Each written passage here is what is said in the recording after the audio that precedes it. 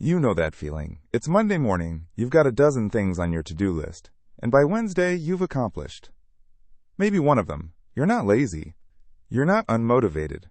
You're just caught in the wrong system. That's what today is about. We're counting down 5 books that don't just tell you to work harder. They rewire how you think about time, habits, and what actually gets done. These are the reads that changed how millions of people approach their days. Let's start. Number 5, Atomic Habits by James Clear. If you've heard of this book, you know why it's everywhere. Clear's big insight is this: you don't rise to the level of your goals, you fall to the level of your systems.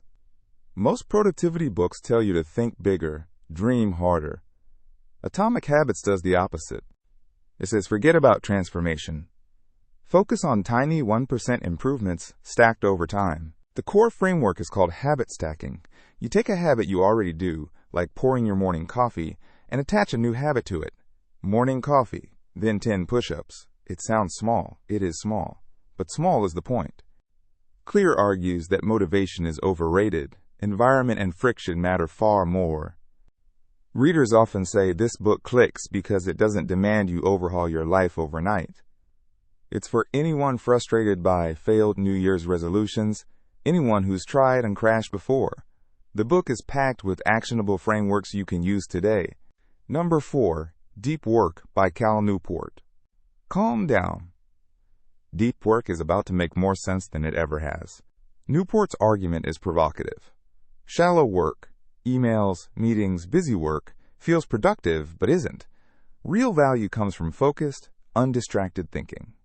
In a world of constant notifications, this is becoming a rare skill, and rare skills command premium results. The book teaches you how to structure your day for deep work. One concept: time blocking. You don't just show up and hope focus happens. You schedule specific blocks where deep work happens, and guard them like appointments. Another core idea is that deep work compounds. An hour of real, focused work beats 8 hours of distracted task switching. This is essential for knowledge workers, creators, anyone whose job requires thinking. If you've ever felt productive but accomplished nothing, this book explains why. It's also invaluable if you want to stand out in your field without working twice as hard. Number 3, The Power of Habit by Charles Duhigg. Duhigg digs into the neuroscience behind why we do what we do. His research is grounded in real experiments and real lives changed. The habit loop is the backbone of this book. Every habit has 3 parts: cue, routine, reward. You wake up, that's the cue. You check your phone, that's the routine. The dopamine hit, that's the reward. To change a habit, you don't need to eliminate it. You change the routine while keeping the cue and reward the same. One example from the book. Duhigg profiles a woman who habit stacked her way to fitness. Her cue was coming home from work. Instead of her usual routine of eating cookies on the couch, she went for a walk. Same cue, same reward system in her brain, different routine. Over months, this rewired her entire life. This book is perfect if you want to understand the why behind your habits, not just the how. It's also rich with case studies you'll remember and retell. Number 2, Essentialism by Greg McKeown. Here's a hard truth. You cannot do everything. Trying to will destroy your productivity. McKeown argues that the path of the essentialist is to do less but better. Most people say yes to everything.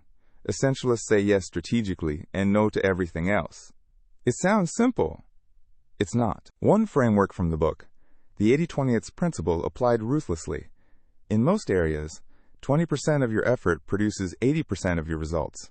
The essentialist finds that 20% and protects it. Everything else gets cut or delegated. McKeown also introduces the concept of playing offense versus defense with your time. Most people play defense. They react to urgent tasks all day. Essentialists play offense. They decide what matters, then guard that time like it's sacred.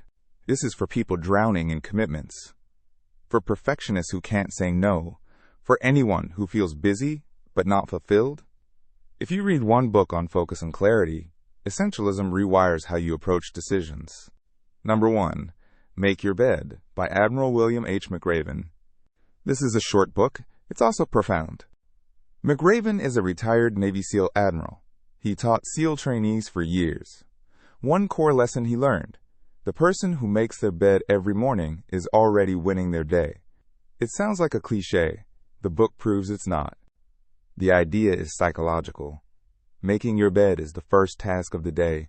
You complete it before breakfast. You start 1 for 1, not 0 for 1. That small win builds momentum. It also establishes routine and order in your physical space, which research shows affects mental clarity. But the book goes deeper. McRaven shares 10 principles from his military experience. 1. You cannot do hard things alone. You need a team. Another, you must be willing to fail. SEAL training is designed to break you down and build you back up. The same applies to building habits and productivity. This book hits different if you're struggling with motivation or discipline. It's not long, but it sticks. Readers often report that they implement the advice within days of finishing. Here's what ties these 5 together. None of them promise overnight transformation. None of them ask you to become someone else. They all teach you to build systems that work with your nature, not against it. They show you that productivity isn't about doing more. It's about doing what matters. The common thread: start small, focus deep, eliminate noise, and let habits compound. That's how you actually change your life. If you're tired of productivity hacks that don't stick, these books are different. They're rooted in research, tested by thousands, and designed to work in real life. Pick one up this week. Start with the one that speaks to where you are right now. And remember, the best productivity book is the one you'll actually implement. Links to these are in the description. What's your biggest productivity challenge right now? Drop it in the comments. I'd love to know. Thanks for watching, and we'll see you